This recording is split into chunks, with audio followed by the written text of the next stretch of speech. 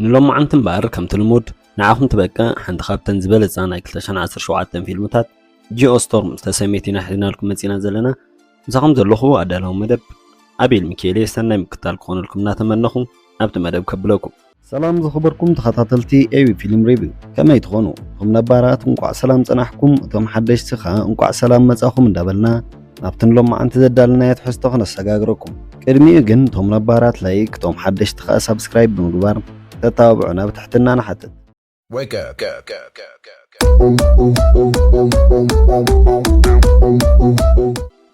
ኣብ ዓለም ተመራመርቲ ብዙሕ ግዜ ብዛዕባ ክላይሜት ለውጢ ከጠንቅቑ ከተፈተኑ ማንም ክሰምዖም ብዘይምኽኣሉ ኣብ 2019 ክብድ ዝበለ ህቦቡላዊ ንፋስን ኣባኸበራን ዕልቕልቕን ደርቅን ኣብ መላእ ዓለም ከቢድ ዕንወት የውርዱ ዝተወሰነ ከተማታት ድሕሪ ምዕናውን እውን መራሕቲ ሃገራት ኣሜሪካ ዝመራሒቶም ኣኼባ ድሕሪ ምግባር መፍትሒ ብምርካብ ነፍሲ ወከፈን ነቲ ዝነበረ ኩነታት ኣየር ናብ ኖርማል ዘምፅእ ኣሽሓት ሳተላይታት ሰዲደን ነቲ ማዕበል ክቆፃፀሮ ይፍትና እተን ሳተላይታት እውን ኣዝየን ብዙሓት ኮይነን ኣብ ዶች ቦይ ዝተባህለት ሳተላይት ብሓደ ጄክ ዝበሃል ንፉዕ ነዳፋይ ዲዛይን ዝተሰርሐት ዝጥርነፋይን ዝነበራ እተን ሳተላይት ኣብዚ ሕጂ ብኣሜሪካ ዝመሓደራ እኳ እንትኾና ኣብ ዝቕፅል 3 ዓመት ግን ናብ ዓለም ለኻዊ ክቕየራ ምዃነን እዩ ዝፍለጥ ሓደ መዓልቲ ጄክ ንሓደ ኣዛዚ መኮነን ስለ ዝሃረሞን ዶች ቦይ እውን ፍቓድ ከይተዋሃቦ ናብ ስራሕ ስለ ዘእተዋ ተኸሲሱ ናብቶም ኮሚቴ ይመጽእ ይኹን እምበር ጄክ ነቲ ካብቶም ኣባላት ኮሚቴ ዝቐርቦ ዝነበረ ቆይቓ ብስዲ መልሓስ ክዳፈር ይጅምር ዋላ ከም ንኣሶ ሓዉ ማክስ ብጽሑፍ መልእኽቲ መሰረት ንኸቋርጾን ተሓበሮ ንሱ ግን ክሰምዖ ኣይከኣለን ጄክ ብምቕጻል ነቲ ኣዛዚ መኮነን መህረሚኡ ምኽንያት ንህይወቱ ኣስጋኢ ዝኾኑ ማሽናት ስለ ዝተናኸፈ ምዃኑን ንዶች ቦይ ዝኸፈታ እውን ነቲ ዝፍጠር ዝነበረ ህይወት ኣሽሓት ሰባት ክወስድ ዝኽእል ማዕበል ክቋፃፀሮ ኢሉ ምዃኑ ይገልጸሎም ይኹን እምበር እቶም ሽማግለታት ዝብሎ ዝነበረ ዘገድሶም ኣይነበረን ንሶም ጄክ ክእዘዞም እዮም ዝደልዩ ዝነበሩ ስለዚ ናብቲ ቦታ ሓደሽቲ ኣባላት ክልእኹ ምዃኖምን ጄክ ካብቶም ናይ ቀደም መሳርሕቱ ከባርር ከም ዘለዎን ይነግርዎ እቲ ኣኼባ ምስ ተዛዘመ ጄክ ምስቲ ከም ናይ ዩናይትድ ስቴትስ ሴክሬታሪ ኮይኑ ዝሰርሕ ዝነበረ ማክስ ሓዊ ይጋጨው ብድሕሪዚ ማክስ ከም ኣዛዚ ናይ ዶች ቦይ ኮይኑ ስለ ዝተመዘ ነቲ ስራሕ ክጥዕም ብምባል ንጄክ ሓዊ ካብ ስራሕ የባርሮ ጄክ ሓዊ ከምኡ ብምውሳኑ ብጣዕሚ ሓሪቑ ካልኣይ ግዜ ክረኽቦ ኮነ ክዛረቦ ከም ዘይደሊ ነጊርዎ ይኸይድ ድሕሪ 3 ዓመት እቶም ኣብ ኣፍጋኒስታን ዝርከቡ ናይ ዩኤን ኣባላት ዘስግእ ነገር ስለ ዝተዓዘቡ ንኸረጋግፁ ናብቲ ኣብ ጥቕኦም ዝነበረ ዓዲ ይኸዱ እቲ ኣዝዩ ዘሰንብድ ነገር ከዓ ሙሉእ እቲ ዓዲ በሪዱ እቶም ነበርቲ እውን ሞይቶም ይጸንሕዎም ብድሕሪዚ እቲ ዘጋጠመ ኩሉ ብቪድዮ ድሕሪ ምቕራጽ ናብቲ መራሒ ናይ ኣሜሪካ ፓርላማንን መሳርሕቱን ይሰድሎም እሞ ነቲ ነገር ብምስጢር ገይሮም ክሕዝዎ ከም ዘለዎም ይውስኑ እቲ ነገር ብዶች ቦይ ከም ዝተፈጸመ ጭብጢ ዋላ እኳ እንተሃለዎም ይኹን እምበር ነታ ሳተላይት ክዓጽውዋ ኣይመረጹን ብድሕሪዚ ማክስ ሰብ ሰዲዶም ነቲ ጠንቂ ኸጽንዕዎ ከም ዘለዎም ብምባል ሓሳብ የቕርብ እቲ ዶኩም ዝተባህለ ሓላፊ ናይቲ ኮሚቴ ነቲ ስራሕ ዝምጥን ጄክ ምዃኑን ንዕኡ ንኽቖፅሮ ንማክስ ይነግሮ እዚ ከምዚ ኢሉ ከሎ ኣብ ዶች ቦይ እታ ንኣፍጋኒስታን ትውክል ሳተላይት ንኽትምርመር ትወፅእ ብድሕሪዚ ኢንጂነር ሓቢብ ኣብቲ መትሓዚ ጸብጻብ ዝተፈለየ ነገር ይረክብ እሞ ነቲ ፋይል ኮፒ ንኽገብሮ ድሕሪ ምውሳን ኣብቲ ንዕኡ ዝውክል ሸልፊ የቐምጦ ካብዚ ምቕጻል ሓቢብ ናብ ቦታ ስርሑ ክምለስ ከሎ ናብ ጥርሑ ክፍሊ ምስ ኣተወ ሃንደበት እቲ ማዕጾ ባዕሉ ድሕሪ ምዕጻው ፍኒስትራ ይስበር እሞ ሓቢብ በቲ ዝተሰብረ ፍኒስትራ ንደገ ተደርቢ ይመውት ንጽባሒቱ ማክስ ናብቲ ካብ ሓዳሩ ምስ ተፋትሐ ኣብ ፍሎሪዳ ዝቕመጥ ዝነበረ ጄክ ሓዊ ይኸይድ እሞ ምስ ሃና ጓሉ ይረኽቦ ጄክ ንማክስ ክሪኦ ይደሊ ስለ ዘይነበረ ክሰጎ ይፍትን ይኹን እምበር ማክስ ብዛዕባ እቲ ኣብ ኣፍጋኒስታን ዘጋጠመ ድሕሪ ምንጋር ናብ ስርሑ ክምለስ ይሓቶ ጄክ ከም ዘይጽንበሮም ምስ ተዛረበ ግን ማክስ ብነድሪ ምህዝኡ ኣሽሓት ሰባት ተቐትል ከም ዘላ ብምንጋር ሓሳቡ ይቐይሮ እዚ ከምዚ ኢሉ ከሎ ኣብ ሆንግ ኮንግ ኣብቲ ናይ ሰላማዊ ኩነታት ኣየር ዝበሃል ቤት ጽሕፈት ሎንግ ናብቲ ሲስተም ድሕሪ ምእታው ዝኾነ ዘይንቡር ብዛዕባ እቲ ኣብ ኣፍጋኒስታን ዘጋጠመ ዘጠራጥር ነገር ይረክብ እሞ ንማክስ ከጠንቅቆ ክድውል ክፍትን ከሎ ኢና ንዕዘብ ብድሕሪዚ ሎንግ ናብ ድኳን ከይዱ ኣስቤዛ ክገዝእ ከሎ ነቲ ካብ ፍሪጅ ዝወፀ ማይ ምስ ተዓዘቦ ውዕዩ ከም ዘሎ የስተብህል እቲ ዋዒ ኣዝዩ ልዑል ካብ ምዃኑ ዝተላዕለ ድሙ ከይተረፈት ኣብ ፍሪጅ ናይቲ ትካል ክትኣቱ ትፍትን ብድሕሪዚ ሎንግ ኣጋጣሚ ካብ ኢዱ እንቋቑሖ መሊቑ ይወድቕ እሞ ይስበር እቲ ዘገርም ግን ትንቋቑሖ ኣብቲ ጽርግያ ክበስል ይጅምር ኣንደበት መንግድቃት መሬት ይመጽእ እሞ ሎንግ እውን እቲ ጎደናታት ባህልሓልታ ሓዊ ይዓኖ ከም ዘሎ የስተብህል بدحرز لونغ بقلطف بمكينو بات مونغو زفرس نبره هنصاتاتن هالتا حون كملت يفتن لونغ كابت كتما خساب زوص فصيمو ايعرفن بدحرزي ات مقواصاصر رسني كابت حو خم زرحق خحبرو خل يرأ لونغ دحرزي يرو مستملكتون هونغ كونغ تعنو خمز نبرت يعزب እዚ ከምዚ ኢሉ ከሎ ጄክ ንኽኸይድ ምድላዋት ምስ ጸፈፈ ኣናጓሉ ብህይወት ኣይምለስን ኢላ ስለ ዝፈርሐት ትበክት ትጀምር ብድሕሪ እዚ ጄክ ከም ዝምለስ ቃል ኣትዩላ ብመከራ ይረጋጋ ድሕሪ ዝተወሰነ ግዜ ጄክ ብሮኬት ናብ ዶች ቦይ ድሕሪ ምብራር ናብቲ ዝፈትዎ ስርሑ ይምለስ ብድሕሪ እዚ ጄክ ምስታ ሓላፊት ናይቲ ስቴሽን ኮማንደር ፋስፊንደር ይረኸብ እሞ ምስቶም መሳርሕታት ተላልዮ ብድሕሪ እዚ እቲ ኣብ ሆንግ ኮንግ ዘጋጠመ ባርዕ ምፍንጃር ናይ ጋዝ ኢሎም ይዛረቡ ምክንያቱ ኣብ ዜና ከምኡ ስለ ዝተመሓላለፈ ይኹን እምበር ጄክ ነቲ ዜና ከም ዘይኣምኖን ከምታ ኣቐዲሙ ኣብ ኣፍጋኒስታን ዘጋጠመ ምዃኑን ይዛረብ እዚ ከምዚ ኢሉ ከሎ ማክስ ኣብ መሬት ምስቲ ሓንቲ ካብቶም ኣብ ቤት ፅሕፈት ፕሬዚደንት ዝሰርሕ ሳራ ኣፍቃሪቱ ፅቡቅ ግዜ ክሕልፍ ይርአ ብድሕሪ እዚ ሎንግ ድሕሪ ምድዋል ብዛዕባ እቲ ዝተፈጥረ ምቅፃል ኣቐዲሙ ከቢድ ሙቐት ተፈጢሩ ከም ዝነበረን ስለዚ ምፍንጃር ናይ ጋዝ ክኸውን ከም ዘይክእል ዘለዎ ጥርጣረን ማክስ ይገልጸሉ ሎንግ ብምውሳኽ ብዛዕባ እቲ ጉዳይ ንኸጻሪ ናብቲ ሲስተም ከኣቱ ምስ ፈተነ ብሎክ ከም ዝተገብረ ይነግሮ እሞ ማክስ እውን ከም ዝተዓፅወ ይርዳእ ብድሕሪ እዚ እቲ ዝፍጠር ዘሎ ሓደጋታት ብገለ ኣብቲ ቤተ መንግስቲ ዝሰርሑ ሰባት ምዃኖምን እቲ ሓደጋ እውን ኣብ መላእ ዓለም በብተራ ከጋጥም ከም ዝኽእልን ይርድኡ ማክስ ብዛዕባ እቲ ጉዳይ ከጻሪ ምዃኑ ቃል ኣትዩሉ ምስ ዓፀዋ ሳራ ቤት ፅሕፈት ተፀዊዓ ትኸይድ ከም ዘላ ይርዳእ ምክንያቱ እቲ ፕሬዚደንት ኣንደበታዊ ኣኼባ ከም ዝፀውዐ ትነግሮ ኣብቲ ኦፊስ ሎንግ ናብቲ ሲስተም ንምእታው ደጋጊሙ ክፍትን ከሎ መብራህቲ ተጣፍእ እሞ ዝኾነ ድምፂ ናብኡ ክመፅእ ሰሚዑ ድሕሪ ምውሕቡ እውን ናይ ኣሜሪካ ወታደራት ምዃኖምን ኮምፒተሩን ዶኩሜንታትን ጠራኒፎም ከም ዝወሰድዎን ይርኢ ኣብ ዶች ቦይ እውን ጄክ እታ ናይ ኣፍጋኒስታን ሳተላይት ፋይላታ ከም ዝተደምሰሰን ትሰርሕ ከም ዘየላን ይዕዘብ እሞ ነቶም ግሩፕ ነተን ካልኦት ሳተላይታት ተጠሊፈን ከይህልዋ ከጻሪዎን ይሓትት ንጽባሒቱ ማክስ ናብታ ኣብ ኣይቲ ትሰርሕ ናይ ሳይበር ውሕስነት ምህርቲ መሓዝኡ ዳና ይኸይድ ብድሕሪ እዚ ማክስ ናብቲ መዕፀዊ ናይ ኣካውንትታት ክትኣቱ ይሓታ ዝኾነ ሰብ ዓፂዎ ከም ዘሎ ትነግሮ እሞ ናቶም ግን ብፍሉይ ተዓፅዩ ከም ዘሎ ተረጋግፀሉ ብድሕሪ እዚ ኣብ ዶች ቦይ ጄክ ምስ ማክስ ብቪድዮ ይራኸቡ እሞ ማክስ ዝኾነ ነቲ ጉዳይ ዝገብሮ ዘሎ ሰብ ክህሉ ከም ዝኽእል ይዛረቦ ጄክ ነዚ ብምስምዑ ደስ ይብሎ ምክንያቱ ንዶች ቦይ ጽቡቕ ገይሩ ከም ዝሰርሕ ኣይፈልጥ እዩ ብድሕሪ እዚ ማክስ ነታ ናይ ሆንግ ኮንግ ሳተላይት ክምርምራ ይፍቅደሉ ይኹን እምበር ጄክ ዝኾነ ነገር ክገብር ካብ ማክስ ትእዛዝ ክቕበል ስለ ዘይተዋሕተሉ ምግሪ ጫዋት ይፍጠር ማክስ ብወገኑ ሕርቕ ብምባል ስድሮኦም ድሕሪ ምማቶም ኩሉ ግዜ ካብ ንእስነቶም ጀሚሩ ጄክ ዝፈጠሮ ሽግራት ይፈትሕ ከም ዝነበረ ይዛረብ ሕጂ ግን ጠባይ እንተዘየመሓይሹ ንሱ ከም ዘይከላኸለሉን ደጊሙ ክባረር ምዃኑን ይሕብሮ ብድሕሪኡ እታ ናይ ሆንግ ኮንግ ሳተላይት ትመጽእ እሞ አንደበት ግን እቲ ሮቦት ነታ ሳተላይት ሒዙ ምስ መናድቕ ናይ ዶች ቦይ ኣጋጭዩ ድሕሪ ምዕናው ይድርብያ እታ ሳተላይት ምውዳቓ ብጣዕሚ ይሃስያ እቶም ግሩፕ ተቐላጢፎም ነቲ ዘይተሃስየ ክፋል ኣካላ ይኣኻኽብዎ እንተኾነ ግን ዕድል ኣይገበሩን በቲ ሓደጋ ኤሌክትሪክ ስለ ዝተቐጸለ ብምሉእ እቲ ዶኩሜንት መቐመጢ ከም ዝመኸኸ የስተውዕሉ እሞ ጄክ ሕጂ ዝኾነ ዘቕርብዎ ጭብጢ ከም ዘየለ ይዛረብ ይኹን እምበር ዳስት ኣብቲ ናይ ሓቢብ ሞት ዝተቐርጸ ቪድዮ እንዳረኣየ ከሎ ዝኾነ ነገር ከም ዝረኸበ ይዛረብ እቶም ዝተፈንጀሩ ማዕፁ ኣብ ውሽጦም ዶኩመንት መትሓዚ ዲስክ ከም ዝነበሮም ድሕሪ ምሕባር ሓንቲ ካብኦም እውን ተቐርቂራ ምህላዋን ይርእዮም ብድሕሪ እዚ ጄክን ፋስቢንደርን ብምዃን ብናይ ስፔስ ጃኬት ነታ ማዕፆ ንኽመልስዋ ናብቲ ቦታ ይኸዱ ሃንደበት ግን ናይ ጄክ ናይ ስፔስ ክዳን ይበላሾ እሞ ጄክ ምቁፅፃሩ ይስእን ብድሕሪ እዚ በቲ ዝተፈጥረ ሓደጋ ጄክ ነቲ ማዕፆ ይድርብዮ ንሱ እውን ድሕሪ ነዊሕ ምግልባጥ ኣብቲ ገመዳት ብምሓዝ ካብ ምጽዳፍ ይድሕን ድሕሪ ዝተወሰነ ደቃይቕ ፋስቢንደር ስሒባ ንውሽጢ ተእትዎ እሞ ጄክ ነቲ ዶኩመንት ዝሓዘ ንብረት ከም ዘትረፎ ይገልጸላ ብድሕሪ እዚ እቶም ግሩፕ ከመይ ከም ዘለዉ ንኽሪእዎም ይመፁ ይኹን እምበር ጄክ ብዛዕባ እቲ ዶኩሜንት ኣይነገሮምን ምክንያቱ እቲ ናይ ጠፈር ክዳን ሃንደበት ከም ዘይተባላሸወን ብሓደ ካብኣቶም ዝተገብረ ምዃኑን ስለ ዝተረድአ ካብዚ ምቕፃል ጄክን ፋስቢንደርን ብምዃን ነቲ ዶኩሜንት ቸክ ይገብርዎ እሞ እንተኾነ ግን ወላ ሓንቲ ብልሽት ክረኽቡ ኣይከኣሉ ስለዚ ሓደ ካብቶም ሰባት ሓደጋ ኣምሲሉ ከም ዝፈጸሞ ይርድኡ ጄክ መን ከምኡ ይገብር ከም ዘሎ ንምፅራይ ናብቲ ሲስተም ከኣቱ ይፍትን ይኹን እምበር ንሱ እውን ከም ዝተዓፅወ ይርዳእ እዚ ከምዚ ኢሉ ከሎ ሎንግ ናብ ዲሲ ይመጽእ እሞ ምስ ማክስን ሳራን ኣብ ካፌ ንኽራኸቡ ይሰማምዑ ይኹን እምበር ብድሕሪት ተደፊኡ ናብ ጽርግያ ይኣቱ እሞ ብመኪና ብኸቢድ ይህረም እቲ ንሎንግ ዝደፍኦ ዘይተፈልጠ ሰብ ብመኪና ይሃድም ዳና ወላ ኮተ ተኸተለቶ ክተርክቦ ይከኣለትን። ማክስ ብጉያ ናብ ሎንግ ይኸይድ እሞ ሎንግ ከይመቶ ከሎ ዙስ ትብል ቃል የውፀሉ።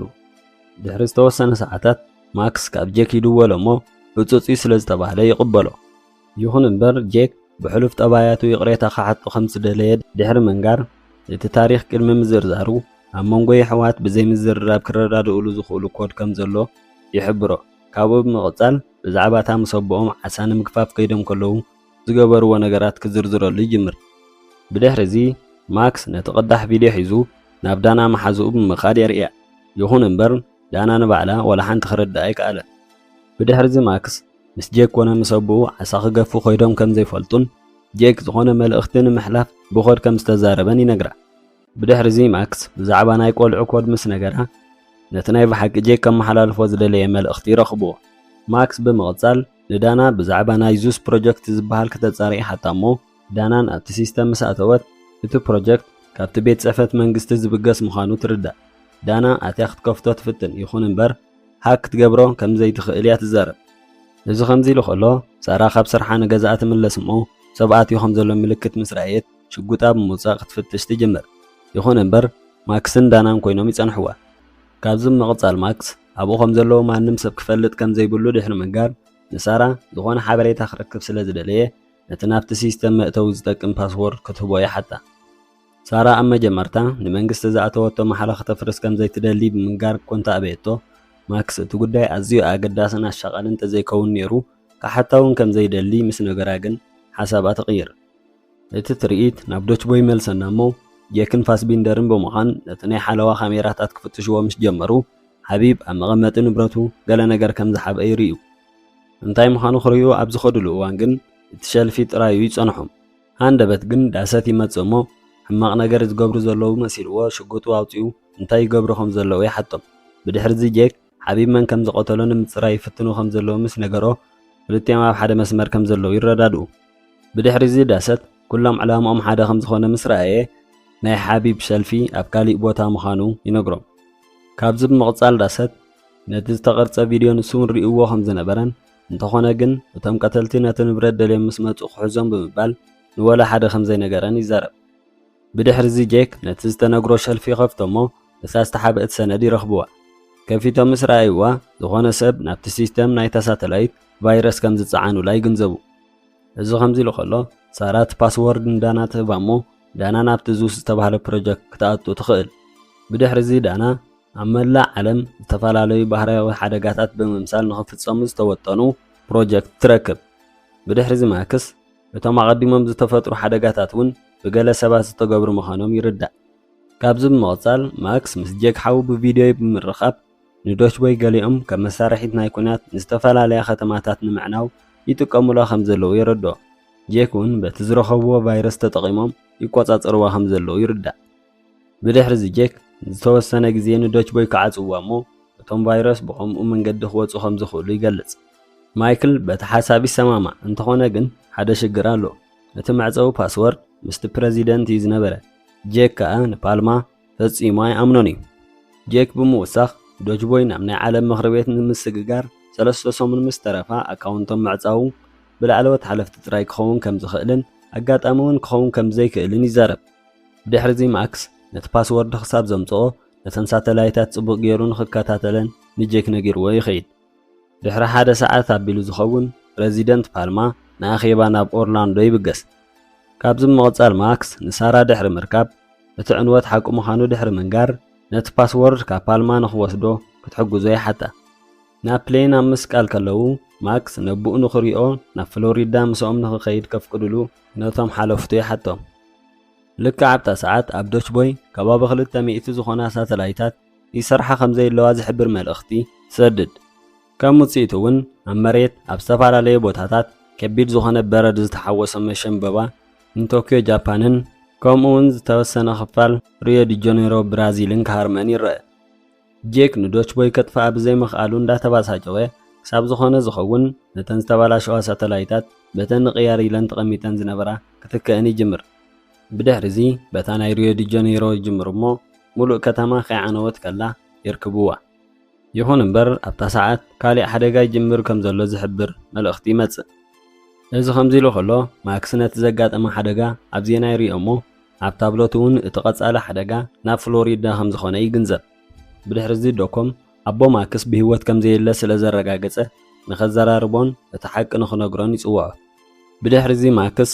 ነዚ ኩሉ ሓደጋታት ዝፍጽሞ ዘሎ እቲ ፕረዚደንት ምዃኑ ይነግሮ። ይኹን እምበር ዶኮም ነቲ ኮድ ካብቲ ፕረዚደንት ክወስድዎ ከም ዘይክእሉ ምኽንያቱ እቲ ኮድ እቲ ፕረዚደንት ባዕሉ ምዃኑን ይነግሮ። ካብዚ ምቕጻል ዶኮም ነቲ ሳተላይት ሻዳውን ንምግባር ዘድሊ ነገር ናይቲ ፕረዚደንት ናይ ኣጻብዕትን ናይ ዓይንን ዓሸራ ምዃኑ ይገልጸሉ።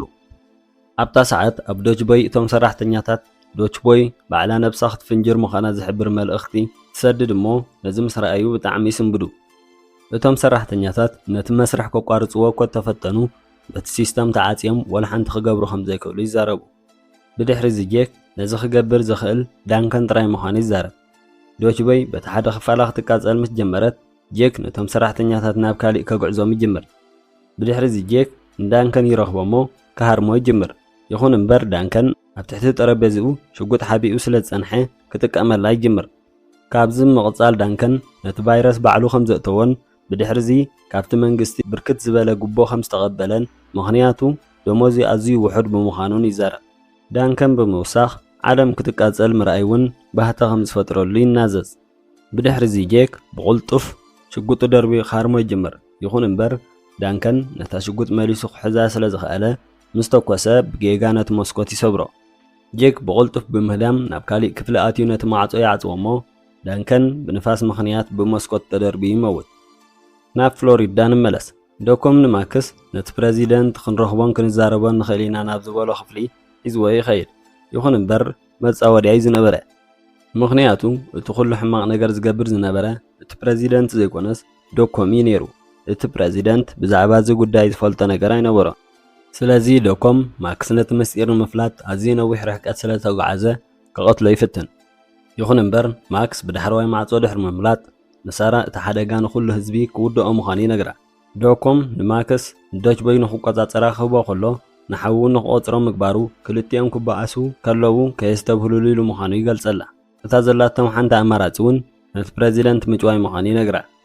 ብድሕሪ እዚ ሳራ ዝኾነ ንፓልማ ክቐትል ዝደለየ ሰብ ከም ዝረኣየ ታምሲላ ንላዕሊ ክትኩስ ከላ ማክስ መኪና ንኸዳሉ ይኸይድ። እቶም ዝበዝሖ ሓለውቲ ንድሕሪት ምስ ተመለሱ ሳራ ነቲ ምሳ ዝተረፈ ሓደ ቦዲጋርድ ርእሳ ሃሪማ ተውድቖ እሞ ንፓልማ ሒዛቶ ናብታ ማክስ ኣዳልይዋ ዝጸንሖም መኪና ይኣትዉ። ኣብቲ በዓል ጄክ ዝነበርዎ ኩሎም ምስ ገዓዙ ምድሪ ብባህርያዊ ሓደጋ ትህረም። ኣብ ሙምባይ ህንዲ ብርቱዕ ህቦቡላ ክመጽእ ከሎ ኣብ ሞስኮ ሩስያ ከቢድ ዋዒ ከምኡውን ኣዝዩ ዓብዪ ማዕበል ኣብ ዱባይ ይኽሰቱ። ኣብቲ በዓል ማክስ ዝነበርዎ ፍሎሪዳ እውን ብበርቂ ክህረሙ ይጅምሩ። ማክስን ሳራን እውን እቲ ዝነበርዎ ስታድየም ቅድሚ ምንቅጻሉ ነቲ ፕረዚደንት ንምድሓን ዝከኣሎም ክገብሩ ይፍትኑ። ዶኮም እውን ካብቲ ቦታ ብኣግኡ ድሕሪ ምውፅኡ ንፕረዚደንት ፓልማ ዝከታተሉ ሰባት ደድሕሪ ማክስ ይልእኽ። ኣብቲ መኪና እንዳሃደሙ ከለዉ ማክስ ኩሉ እቲ ዝፍጠር ዘሎ ምስጢር ነቲ ወላ ሓንቲ ዘይፈልጥ ፕረዚደንት ይገልጸሉ። ሳራ እውን ብቕልጡፍ ካብቲ ብርቱዕ በርቅን ዝከታተልዎም ዝነበሩ ናይ ዶኮም ሰባትን ንኸምልጡ ከም ዕቡድ ነታ መኪና ክትሕንብባያ ትረአ። ብድሕሪ እዚ ሳራ በቲ ፍጥነት ጥራይ ከምልጡ ዝኽእሉ ኮይኑ ስለ ዘይተሰምዓ ንድሕሪት ብምምላስ ዝበዝሑ ናይ ዶኮም ሰባት ድሕሪ ምህራም ብመኪና ኣገጫ ነታ መኪና እውን ካብ ጥቕሚ ወፃኢ ትገብራ። ብድሕሪ እዚ ዶኮም ኣማዕድዩ ክሪኦም ድሕሪ ምጽናሕ ንሓደ ካብቶም ዕስባቱ ኣርቢጂ ብምሃብ ነታ ናይ በዓል ማክስ ዝነበርዋ መኪና ንኽሃርማ ይሕብሮ። እታ ኣርቢጂ ተተኲሳ ዕላማኣ ድሕሪ ምህራማ እታ መኪና ትቃጸል። ይኹን እምበር ዘይተጸበይዎ ሳራ ብድሕሪኦም መጽያ ንዶኮም ተሓንቆ።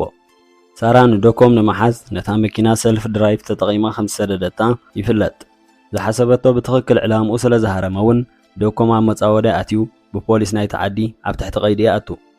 ብድሕሪ እዚ ዶኮም ንፓልማ ኩሉ እቲ ዝገበሮ ንጸላእቶም ከጥፍእ ኢሉ ከም ዝገበሮን ጆኖሳይድ ይፍጽም ከም ዝነበረ ከም ዘይተረድኦን ድሕሪ ምንጋር ጄክ እውን በቲ ጉዳይ ምስምዑ ኣይምተረፈን ነይሩ። ምኽንያቱ ነዚ ዝኣክል ብሉፅ ማሽን ሰሪሑ ክነሱ ኣይማኣበየን ኢሉ ንጄክ ስለ ዝወንጀሎ ማክስ ሓሪቑ ንዶኮም ሓንቲ ይውስነሉ። ብድሕሪ እዚ ብማዕከናት ዜና እቲ ዝተፈጥረ ባህርያዊ ሓደጋ ብናይ ዶችቦይ ብልሽት ምኽንያት ምዃኑ ክመሓላለፍ ይጅምር እሞ ነዚ ሰምዐት ሃና ኣቦ ኣብቲ ቦታ ስለ ዘሎ ክትጭነቕ ትጅምር።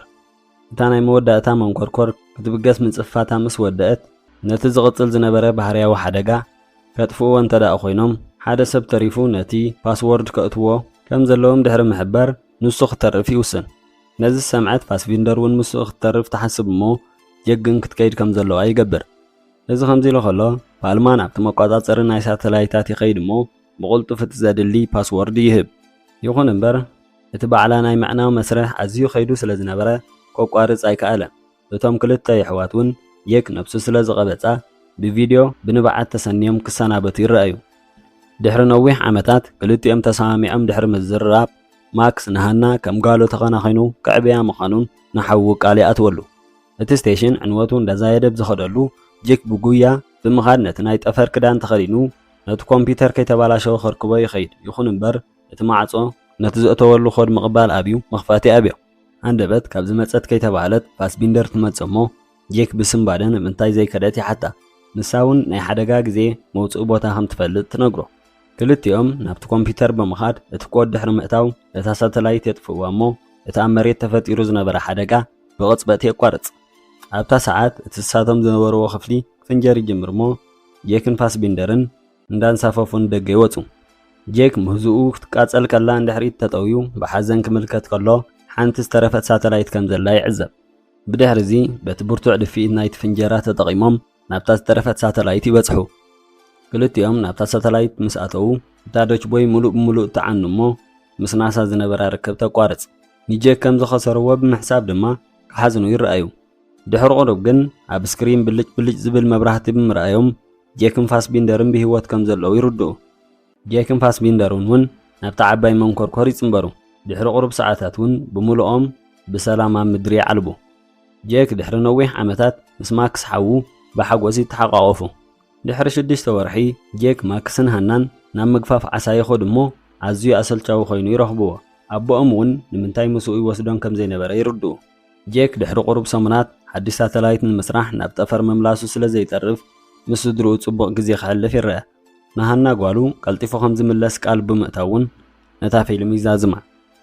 كبرات تخطاتلتنا نستفلاليو ጽምብላት ከም አውደ ዓመት መርዓ ሓፀን ጥምቀትን ዝተፈላልዩ ባህላዊ ነገራት ከም ክዳን ሓበሻ ሽፎን መሰብን ካሊእን ዝኣመሰሉ ነገራት ካብ አዲስ አበባ ክጠልቡ ምስ ትደልዩ ብመስመራት ቴሌፎናትና 0025 19 53 84 3289 ከምኡውን 0025 17 03 34 08 28 بإيمو واتساب تيليجرامن فايبرن كتوكاسنا خم تخيلون نبذلهم هاجرن بوتان بأدرشهم مسرت كنلو خالكم كم نخيلن نبصر بعرض خبركم تخطاتلتي أبي فيلم ريفيو فيديو ناخذ مود أتصل تخطاتلكم مسكننا وقلات نجرا يكونن نلوم مع أنت حزنايز مزانا لز تخطاتلكم ما يمثل كم زفتهم ما ينتراترن زخنا حسابه يكون هناصنا غفيتات لكم أبكم أنت خطأ مطلنا نحبر سابقة المدبنا سلام كنيو